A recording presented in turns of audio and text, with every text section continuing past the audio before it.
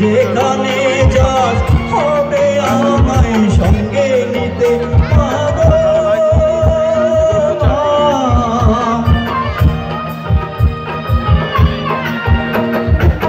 পারবি না তুই ফাঁকি দিতে যেখানে যাস হবে আমায় সঙ্গে নিতে তোকে কাছে পেলে চাই যে ভুলে মনের যত যন্ত্রণা আমার মনের যত যন্ত্রণা মা গো মা ও গো মা আমার বানাইলি দিওয়ানা আমি দুনিয়া ছাড়ি যেতে পারি তোকে আমি ছাড়বো না মা তোকে আমি ছাড়বো না ও গো মা ও গো মা আমার বানাইলি দিওয়ানা আমার বানাইলি দিওয়ানা আমার বানাইলি দিওয়ানা। দর্শক এটাকেই বলে বৈশাখ, বাঙালির ঐতিহ্য, এটাকেই বলে কালচার, বাঙালির সংস্কৃতি। লিজেন্ড আমাদের সামনে আপনাদেরকে গান শোনাচ্ছে, বিশেষ করে এটা আমাদের সবার সৌভাগ্য। এই ঐতিহ্যবাহী সংস্কৃতি এবং এই অঙ্গনে আমরা যতটুকু পারি আমাদের পয়লা বৈশাখ আমরা প্রচার করার চেষ্টা করছি এবং দেখিয়ে যাচ্ছি। এই গানটা বৌদ্ধভূম ছায়াছবিতে, এটা বাংলাদেশের প্রথম একটা সুপার ডুপার হিট ছবি ছিল। এটা শোলের ছায়াছবি অনুকরণ করা। এখানে অভিনয় করেছেন নিম্না মালিনী এবং ধর্মেন্দ্র, আর এখানে আপনার শাবানা ম্যাডাম আর চলেছে একটা পথে। আমরা দেখতে পাচ্ছি খুরশিদ আলম গান গাচ্ছেন, খুরশিদ আলম স্টেজ পাতিয়েছেন এবং আমরা সেটা প্রচার করছি, দেখিয়ে যাচ্ছি। আজকে এই দিনের বেলায় দিনের আলো অনেক সাধারণ মানুষ এখানে বয়সে প্রবেশ করেছে এবং এই আনন্দ উপভোগ করছে। বিশেষ করে নতুন বছর পয়লা বৈশাখ 1432 বঙ্গাব্দ। এই 1432 বঙ্গাব্দ আজকেই হলো আমাদের বর্ষবরণ এবং এই বর্ষবরণের আনন্দ আমরা সারা বিশ্বে ভাগাভাগি করে তারই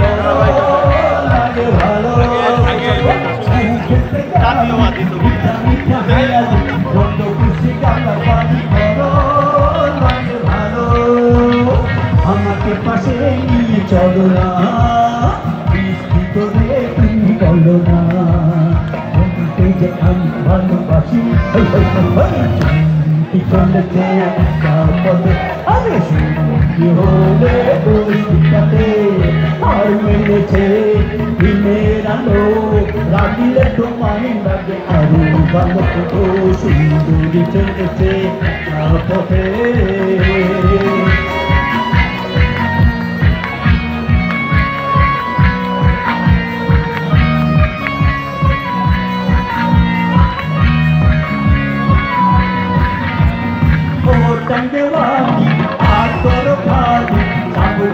আমার হাতে ধরো সেই ভালো, ও কাঞ্জবানি আর ধরো ভালো, চাবুক রেখে আমার হাতে ধরো সেই ভালো।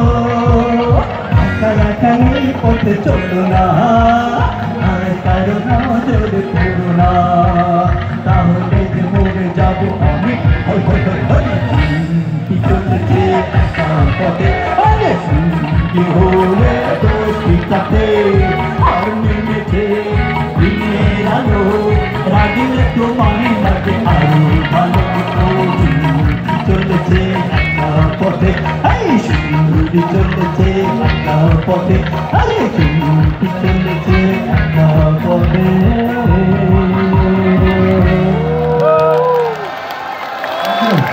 ভালো থাকেন, আমার জন্য দোয়া করবেন, আমার শরীর স্বাস্থ্য যেন ভালো থাকে। এই গানগুলি যেন আবার আপনাদের নতুন করে শোনা যাবে। অনেক অনেক ধন্যবাদ, ভালো থাকুন, খোদা হাফেজ। শুধু দর্শক, এই মাধ্যমে জনপ্রিয় কণ্ঠশিল্পী খুরশিদ আলম সাহেব সে তার একক কণ্ঠশিল্পী একক গান গাইলেন এবং শেষ করলেন। আজকে আমরা পয়লা বৈশাখ বিশেষ করে আমরা 1432 বঙ্গাব্দ সারা বিশ্বের মাঝে আমরা ছড়িয়ে দিতে চাই। সেই সাথে আমরা শান্তিতে নবলজয়ী প্রফেসর ডক্টর মোহাম্মদ ইউনূস সাহেবের প্রতি আহ্বান জানাবো, জাতিসংঘের প্রতি, ওআইসির প্রতি এবং মুসলিম উম্মার প্রতি আহ্বান জানান, আপনি যোগাযোগ করুন, বিশ্ব শান্তি ফিরে আসুক, ফিলিস্তিনের স্বাধীনতা ঘোষণা করুন এবং যেভাবে যে আগ্রাসন চালানো হয়েছে, বিশেষ করে ইসরায়েলরা যে আগ্রাসন চালাইছে, ইসরায়েলের বিচারের আওতায় আনা হোক, আন্তর্জাতিক আদালতে বিচারের দাবি জানান। প্রফেসর ডক্টর মোহাম্মদ ইউনূস সাহেবের প্রতি আমাদের আহ্বান, আজকে এই নতুন বছরে এই সাংস্কৃতিক এই প্রথম বছরে আমরা এই আহ্বান জানাই, আপনি জাতিসংঘের প্রতি আহ্বান জানান, ফিলিস্তিনিকে স্বাধীনতা করার জন্য দাবি জানান। আমাদের একটা বন্ধু মানুষ, ওনাকেও আমাদের ভারপ্রাপ্ত চেয়ারম্যানই আমন্ত্রণ জানাইছেন, উনি আসছেন। যেমন চেহারা তেমন কাজ, দেখুন ওনার জন্য কি তালি হবে? এত জোরে কথা বলছে না, বুঝিস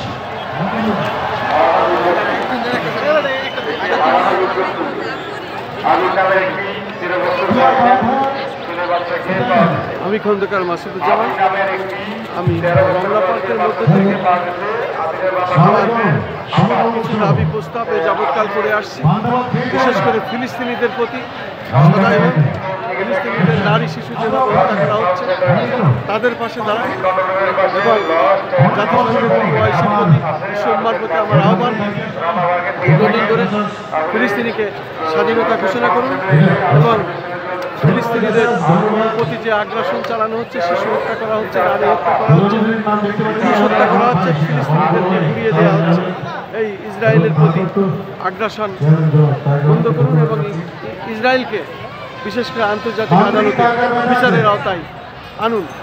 শান্তিতে নবলজয়ী প্রফেসর ডক্টর মোহাম্মদ ইউনূস সাহেবের প্রতি আমার আহ্বান, আপনি এই কাজটি করুন, বিশেষ করে ফিলিস্তিনিদের স্বাধীনতা ঘোষণা করার দায়িত্ব নিয়ে কাজ করুন। আমি খন্দকার মাসুদুজ্জামান। আমি আজকে পহেলা বৈশাখ রমনা পর্বে